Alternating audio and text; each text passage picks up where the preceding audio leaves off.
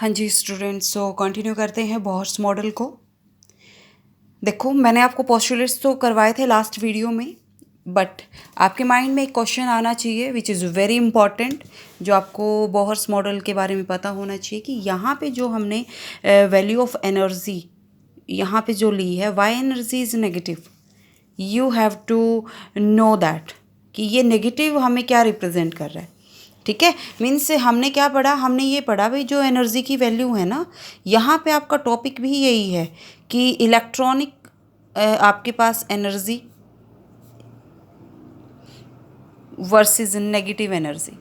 इसका मीनिंग क्या है कि जो एनर्जी है, why energy is like this, E N is equal to minus, minus symbol क्यों है ये, me4 n square by H square, what is this negative is represent. अब देखो बेटा, बहुत इंपॉर्टेंट है, बहुत इजी है, कोई इतना मुश्किल नहीं है। हम क्या एज्यूम करते हैं, हम ऐसा एज्यूम करते हैं कि आपके पास जो इलेक्ट्रॉन है वो आपका न्यूक्लियस से बहुत दूर है, इनफाइनाइट दूर है। ठीक है, मीन्स कोई फोर्स ऑफ अट्रैक्शन नहीं है न्यूक्लियस एंड इलेक्ट्रॉन के बीच में। वहाँ पे हम एनर्जी को, जो एनर्जी ऑफ इलेक्ट्रॉन है, तो उसको हम electron as compare to nucleus infinite है, अट्रैक्शन नहीं है, तो एनर्जी को क्या एज्यूम करते हैं, ज़ीरो। एनर्जी को ज़ीरो ही एज्यूम करेंगे ना, क्योंकि दोनों तो इनफाइनाइट हैं एक दूसरे से। ठीक है, तो एनर्जी ऑफ इलेक्ट्रॉन जो है वो हम ज़ीरो लेंगे।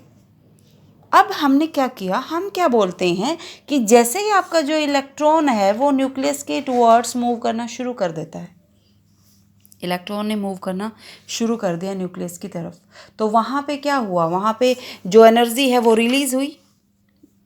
एनर्जी रिलीज़ ही तो होगी, क्योंकि आपकी जो फोर्स ऑफ अट्रैक्शन है वो क्या होगी, बेसिकली इंक्रीज़ होती चली जाएंगी, तो मीन्स एनर्जी रिलीज़ होगी।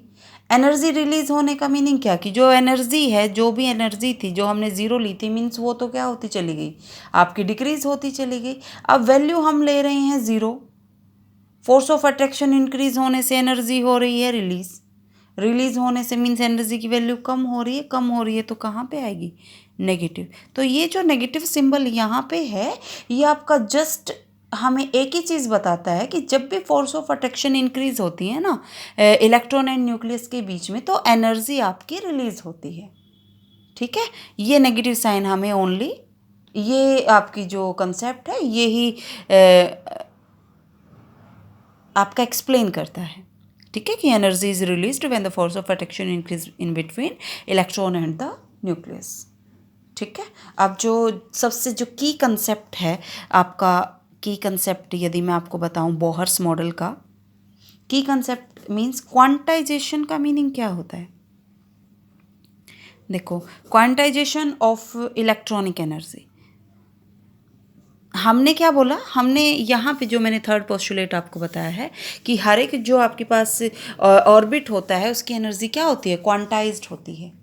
देखो, बोहर पोस्टुलेट्स ने हमें बताया कि इलेक्ट्रॉन आपके न्यूक्लियस के अराउंड फिक्स एनर्जी लेवल्स में होते हैं।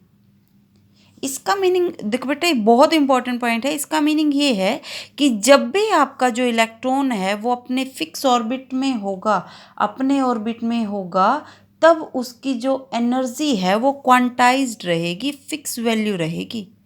मीन्स ऐसा नहीं होता कि न्यूक्लियस में हर टाइम मतलब कॉन्टिन्यू ऐसा होता हो कि एनर्जी गेन भी हो रही है, लूज़ भी हो रही है। नहीं, ऐसा नहीं होता। जब तक अपने ऑर्बिट में है, जब तक बाहर से कोई फोर्स नहीं लग रही, एक तरह से टेम्परेचर वगैरह कोई भी एनर्जी नहीं दे रहे, तब तक जो इलेक्ट्रॉन की एनर्जी है वो चेंज नहीं होगी, वो आपकी क्या रहेगी, क्वांटाइज्ड रहेगी, क्योंकि वो अपने ही ऑर्बिट में डेफिनेट एनर्जी के साथ प्रेजेंट रहेगी। The energy of electron cannot change continuously in an atom. ठीक है, तो ये आपका मेन पॉइंट था। अब यहाँ से हम यूजफुलनेस पढ़ लेते हैं। पोस्टुलेट हम कर चुके हैं कि आपकी यूजफुलनेस क्या है बोहर्स मॉडल की, of Bohr's model. Means Bohr's model ने किस किस चीज़ को एक्सप्लेन किया गया इन शॉर्ट फॉर्म यदि मैं आपको बताऊँ तो। सबसे पहली बात तो भाई उन्होंने स्टेबिलिटी को बताया। स्टेबिलिटी को उन्होंने क्या बताया, उन्होंने बताया इलेक्ट्रॉन है वो अपने ही आपके जो ऑर्बिट है उसमें मूव करता रहता है जब तक वहाँ पे कोई भी आप एनर्जी या टेम्परेचर सप्लाई ना करो। तो पर्टिकुलर ऑर्बिटल में स्टे करता है, ठीक है। तो मीन्स वहाँ पे एनर्जी का लॉस, तो जो क्वेश्चन अराइज हुआ था कि एनर्जी लॉस होती है कॉन्टिन्यूसली, वो क्या हुआ, वो तो आपका वैलिड नहीं हुआ ना, क्योंकि वो तो अपने ही ऑर्बिट में स्टे कर गया, ठीक है। तो इसका मीनिंग क्या हुआ, वो न्यूक्लियस में फॉल नहीं करेगा। जो रदरफोर्ड की लिमिटेशन थी उसको ही तो ओवरकम किया था बोहर्स ने। तो सबसे फर्स्ट पॉइंट तो उन्होंने स्टेबिलिटी ऑफ एटम को बताया कि अपने फिक्स ऑर्बिट में रहता है इलेक्ट्रॉन, ठीक है। सेकेंड कंसेप्ट उन्होंने हमें जो बताया वो लाइन स्पेक्ट्रा को बताया, लाइन स्पेक्ट्रम ऑफ हाइड्रोजन। ये सबसे जो इम्पोर्टेंट हम ऑब्जर्वेशन बोल सकते हैं कि सबसे रिमार्केबल सक्सेस थी बोहर्स मॉडल की। एक सेटिस्फैक्ट्री एक्सप्लेनेशन दी उन्होंने हमें लाइन स्पेक्ट्रम की, ठीक है। देखो बोहर्स थ्योरी ने हमें क्या बताया, बोहर्स थ्योरी ने हमें बताया कि इलेक्ट्रॉन आपका ना तो एनर्जी को एमिट करता है ना ही एब्जॉर्ब करता है जब अपने पर्टिकुलर ऑर्बिट में होता है। कहने का मीनिंग है जब तक हम इलेक्ट्रिक डिस्चार्ज या हाई टेम्परेचर प्रोवाइड नहीं करते तब तक वो अपनी नॉर्मल या ग्राउंड स्टेट में ही रहता है, मीन्स हायर स्टेट में जंप नहीं करता, ठीक है।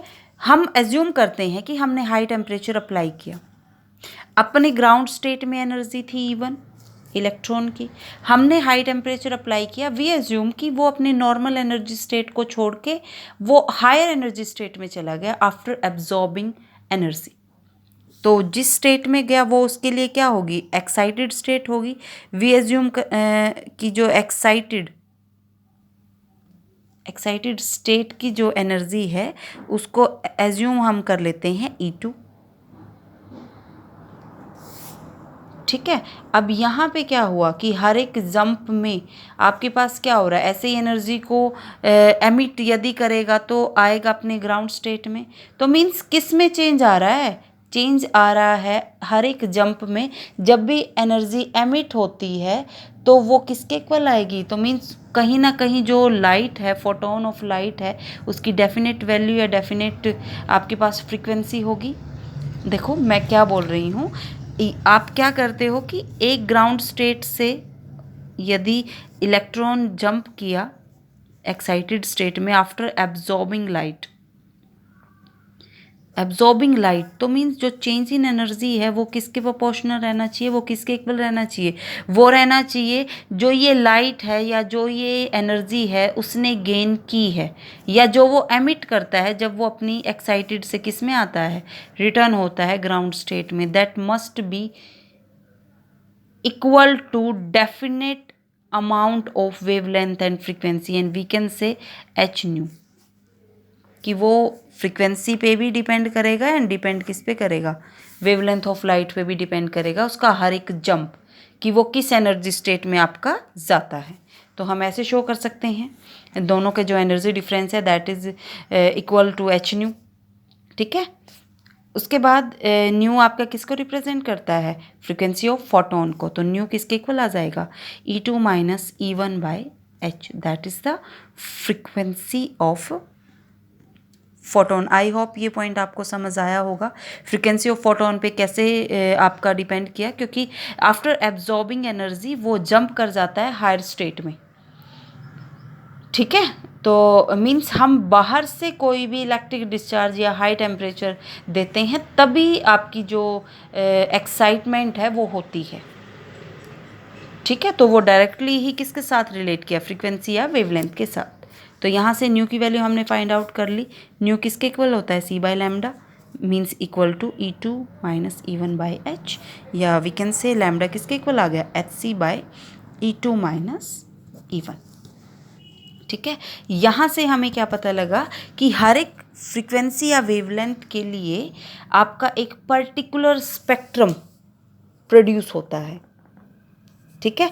यदि हम वेवलेंथ या फ्रीक्वेंसी की वैल्यू अलग अलग लेते हैं तो एक लाइन बन जाती है, स्पेक्ट्रम, लाइन इन स्पेक्ट्रम हमें अपीयर होती है, ठीक है। इसलिए ये आपका एक बहुत अच्छा एग्रीमेंट हो गया एक्सपेरिमेंटल वैल्यू के लिए, कि हम यदि वैल्यूज़ में चेंज करते हैं वेवलेंथ या फ्रीक्वेंसी की तो जो लाइन है एक एडिशनल लाइन आपको स्पेक्ट्रम में मिलती है, ठीक है। तो जो बोहर्स थ्योरी थी, उसने ना सिर्फ हाइड्रोजन का स्पेक्ट्रम हमें दिया, तो उसने हाइड्रोजन लाइक पार्टिकल का भी दिया, like He positive, lithium 2 positive, Be 3 positive etcetera. बहुत सारे ऐसे एलिमेंट हो सकते हैं, ऐसे आयंस हो सकते हैं, ठीक है, ऐसे पार्टिकल हो सकते हैं।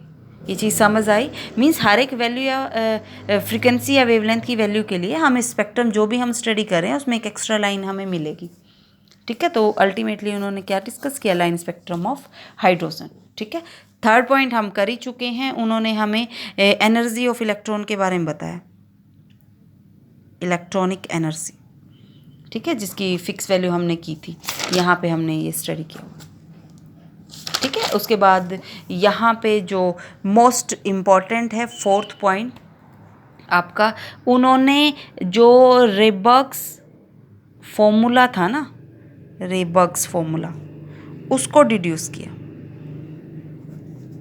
उसको डिड्यूस किया, हेल्प की कि हम उसकी जो एनर्जी की वैल्यू है, एनर्जी की वैल्यू से हम मूव कर सकें, हम क्या निकाल सके? रेबर्ग्स फॉर्मूला। मीन्स एक तरह से कहने का मीनिंग ये है कि जो रेबर्ग्स ने अपनी एक्सपेरिमेंटल या थ्योरेटिकल जो एक्सपेरिमेंटल वैल्यू जो हमें कैलकुलेशन जो हमें प्रोवाइड की थी, जो फॉर्मूला प्रोवाइड किया था, बोहर्स मॉडल ने उसको ठीक बताया है, ठीक है। अब वो हम मूव ऑन करते हैं, आपके यहीं पे करा देती हूँ मैं नेक्स्ट कंसेप्ट को।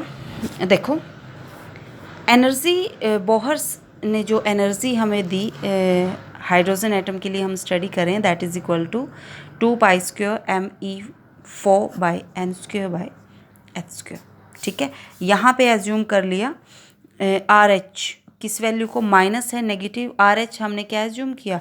RH को हमने एज्यूम किया 2π² me4/h², जो मीन्स जो ये वैल्यू है दिस वन, इसको क्या एज्यूम कर लिया?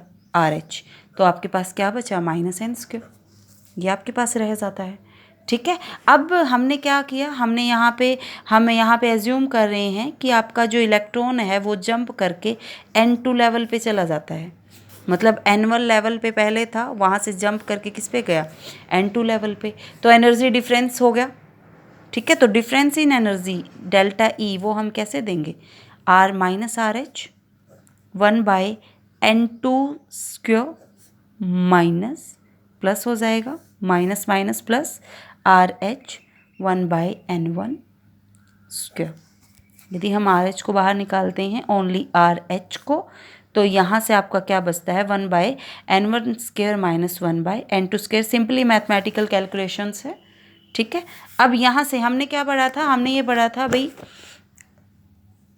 फ्रीक्वेंसी या वेवलेंथ की वैल्यू में यदि चेंज आएगा तो एक एक्स्ट्रा लाइन हमें मिलती है स्पेक्ट्रम में। तो सेम फ्रीक्वेंसी का फॉर्मूला हम यहाँ पे लगा देते हैं, frequency is equal to delta E/h, ठीक है। जो आपके पास क्या आती है? रेबर्ग्स कांस्टेंट 109677, ये वैल्यू तो मैंने आपको बताई थी। सेकंड वैल्यू भी होती है 21.8 × 10⁻⁻19 जूल पर एटम। ये वैल्यू भी इम्पॉर्टेंट है RH की, जो आपने अपने माइंड में रखनी है, ठीक है। तो यहाँ से आप क्या करते हो? That is delta E। ये आपके पास क्या आया है? ये डेल्टा E की वैल्यू ही तो आई है, ये यहाँ पे पुट करो। RH है, RH की वैल्यू ही हम पुट कर देते हैं 21.8 × 10⁻⁻19 divide by H, Planck's constant है, we know value very well, -34 joule second, that is joule. And ये formula as it is 1/n1² -n2²। Okay, so इसको कैलकुलेट करने के बाद आपके पास आ जाता है 3.2 × 10⁻15 1/n1² माइनस 1/n2² पर सेकेंड, ठीक है। यहीं से हम वेव नंबर निकाल सकते हैं। वेव नंबर किसके इक्वल होता है? ν/c। ये वैल्यू हम निकाल चुके हैं, ठीक है। दैट इज़, इसको मैं एज इट इज़ ही यूज़ कर लेती हूँ। ये वैल्यू एज इट इज़ यहाँ पे यूज़ की है। c आपके पास वेलोसिटी ऑफ लाइट होती है 10⁸ मीटर पर सेकेंड, ठीक है। इसकी जब कैलकुलेशन की तो यहाँ से जो निकल के आता है that is 1.09677 × 10⁻7 1/n1² minus 1/n2²। जो किसके इक्वल आता है आपका RH 1/n² माइनस 1/n² ये आपके पास आ गया। जो रेबक्स कांस्टेंट ने जो आपकी इक्वेशन दी थी, जो मैंने आपको लास्ट जो टॉपिक कराया था वहाँ पे मैंने आपको बताया था। ठीक है, तो मीन्स बोहर्स मॉडल ने एक्सप्लेन किया है, रेबक्स फॉर्मूला को डिड्यूस किया है। That is the very important observation. ठीक है, तो यहाँ से आप एक बार मैं बुक में आपको दिखा देती हूँ ये सारे के सारे कंसेप्ट्स। ये हमने आज का टॉपिक किया है आपका ड्रॉबैक्स से लेके बोहर्स मॉडल, एक्सप्लेनेशन की है उसकी, electronic versus negative energy, quantization का कंसेप्ट बताया है, यूजफुलनेस मैंने आपको बताई है, एंड लाइन स्पेक्ट्रम जो हाइड्रोजन स्पेक्ट्रम है वो मींस उसने हमें क्या बताया था, हाइड्रोजन स्पेक्ट्रम जब हमने स्टडी किया था कि आपके पास 5 सीरीज़ बनती है, लेमन, बाल्मर, पास्कन, आपके पास ब्रैकेट एंड पी फंड। ठीक है, ये सीरीज़ जो बनती है ये किसके क्यों बनी, ये आपकी डिपेंड की कि जो फ्रीक्वेंसी है या वेवलेंथ है उसके चेंज होने से जो ग्राउंड स्टेट है, मीन्स ग्राउंड स्टेट से जंप कितने होंगे, 1 जंप, 2 जंप, 3 जंप, 4 जंप। ठीक है, मीन्स एक्साइटेड स्टेट को मैं बताती हूँ, इन शॉर्ट आपको बता देती हूँ मैं। यदि आपके पास देखो लेमन सीरीज़ में आपके पास यहाँ पे आप देख सकते हो एक बार एनर्जी लेवल n=1, तो 2, 3, 4 ये लेमन सीरीज़ के लिए क्या होंगे, ये लेमन सीरीज़ के लिए होंगे आपके excited state, means electron jump किया n1 से किस में, 2, 3, 4, 5, 6 किसी में भी कर सकता है। ठीक है, तो जो n=1 जो आपका है उसको आप सिंपली बोल देते हो that is the lemon series. n=1 आपका अल्ट्रा वायलेट रीजन को भी शो करता है। ठीक है, 2 का मीनिंग क्या है, n=2 सेकेंड एनर्जी लेवल का मीनिंग ही बाल्मर सीरीज़ हो जाता है। ठीक है, 3, 4 आपके पास इलेक्ट्रॉनिक जंप हो जाते हैं। ठीक है, कहने का मीनिंग है कि 3 से 2 में आया, 4 से 2 में आया, सेकेंड से 1 में आया तो लेमन सीरीज़, 3 से 2 में आया या 4 से 2 में आया तो बाल्मर सीरीज़, 4 से इलेक्ट्रॉन जंप करके 3 में आया तो पास्कन, 5th या 6, 7 से जंप करके 4 में आया तो ब्रैकेट, 6, 7, 8 से जंप करके 5th में आया तो वहाँ से आपको वेल अंडरस्टूड हो जाता है वो पी फंड सीरीज़ की बात कर रहा है, मीन्स इंफ्रारेड रीजन की। ठीक है बेटा, तो ये आपके पास इम्पॉर्टेंट पॉइंट थे बोहर्स मॉडल के लिमिटेशंस। एक बार ओवरव्यू आपको खुद करना है, ये बिल्कुल इजी कंसेप्ट है। देखो बोहर्स ने हमें हाइड्रोजन लाइक पार्टिकल के बारे में बताया है ना, उन्होंने हमें ये तो नहीं बताया मल्टी इलेक्ट्रॉन एटम हो उनका लाइन स्पेक्ट्रा कैसे बनेगा। ठीक है, ये इम्पॉर्टेंट कंसेप्ट है जीमन इफेक्ट। जीमन इफेक्ट मीन्स उन्होंने हमें ये नहीं बताया कि मैग्नेटिक फील्ड में जो लाइन है वो कैसे स्प्लिट अप होती है। वो तो आपका जीमन इफेक्ट क्या हो जाता है, splitting of line in magnetic field. यदि हम इलेक्ट्रिक फील्ड में स्टडी करें तो वो स्टार्क इफेक्ट हो जाता है। तो ये अनेबल थे बोहर्स इनको एक्सप्लेन करने में। उन्होंने 3 डायमेंशनल मॉडल नहीं दिया, उन्होंने फ्लैट मॉडल दे दिया हमें। ठीक है, उसके बाद जो बोहर्स थे उन्होंने हमें शेप ऑफ मॉलिक्यूल का तो कोई कंसेप्ट आया ही नहीं था, ना उन्होंने डी ब्रोगली कंसेप्ट बताया, ना उन्होंने हाइजेनबर्ग अनसर्टेनिटी प्रिंसिपल बताया, ना उन्होंने बताया कि इलिप्टिकल ऑर्बिट होते हैं, उन्होंने तो सर्कुलर ऑर्बिटल बताया। बट इन फर्दर स्टडी में हम इलिप्टिकल ऑर्बिटल पढ़ेंगे। ठीक है, उन्होंने हमें सिंपली एक अजम्पशन दे दी कि अज्यूम कर लो कि एंगुलर मोमेंटम आपके पास इसका इंटीग्रल मल्टीपल होता है, कोई एक्सप्लेनेशन नहीं दी ना, सिंपल एक इक्वेशन प्रोवाइड कर दी। उन्होंने हमें ये नहीं बताया कि आपके जो इलेक्ट्रॉन है उनकी स्पिन एनर्जी क्या होती है, मीन्स इलेक्ट्रॉन की जो एनर्जी होती है वो तो सम होगी ना उनकी पोटेंशियल एंड काइनेटिक एनर्जी का, बट उन्होंने हमें इस बारे में कोई कंसेप्ट नहीं दिया। सो हम जब भी हम नेक्स्ट स्टडी करेंगे, आपका जो नेक्स्ट टॉपिक हम करेंगे वो हम मूव ही इस कंसेप्ट पे करेंगे कि जो डेवलपमेंट है वो क्वांटम मॉडल ऑफ एटम कैसे आया आपका। ठीक है, वहाँ पे हम मूव करेंगे। इसके कुछ न्यूमेरिकल्स हैं, ये आपने ट्राई करनी है, प्रदीप की बुक्स आपके पास होगी। If you have any problem आप मेरे को व्हाट्सएप करके आप मेरे से क्वेश्चन पूछ सकते हो। ठीक है, एनी टाइम। Thank you.